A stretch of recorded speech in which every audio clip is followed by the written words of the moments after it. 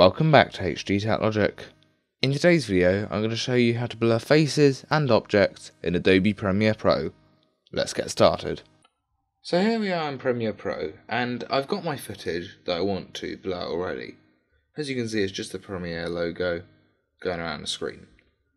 As always, let's put that on the timeline, and in order to add the blur effect, you're going to want to select it, go to Effects, search Gaussian Blur, put that on the footage, and then you should get this dialog come up. Now, what you're going to want to do now is select a mask, so go to the start of the footage, select the mask that's necessary, circle or square, select where you want the blur to be. In my case, I'm just hovering over the PR. Then here we're going to choose the amount of feather on the outside, so we'll feather it just to there, opacity, and then put some of these up as well where necessary.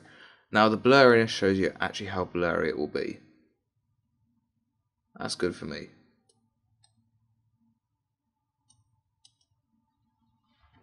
Now, in order to track it, click the play, and Premiere will now start auto-tracking the footage by itself.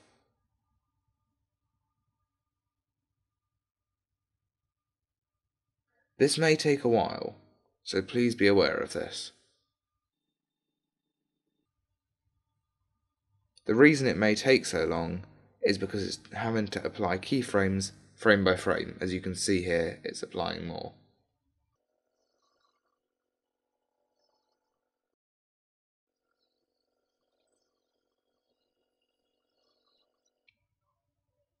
Note that if you're using integrated graphics or a fairly old graphics card, this may take much longer than you see on screen. Remember that if you ever want to stop it at a specific point, just click the stop button and it will stop tracking, but it will keep all the keyframes.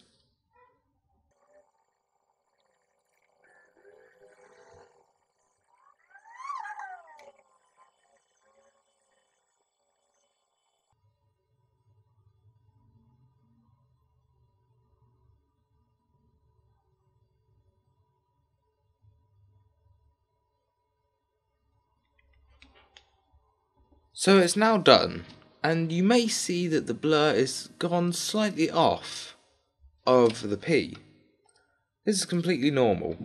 This is just because it's gone slightly off course with its tracking. As you can see, the way that Premiere has tracked this is by making a separate keyframe on every single frame. Now say this issue was going to happen, you may want to select all and just increase the blurriness a bit more.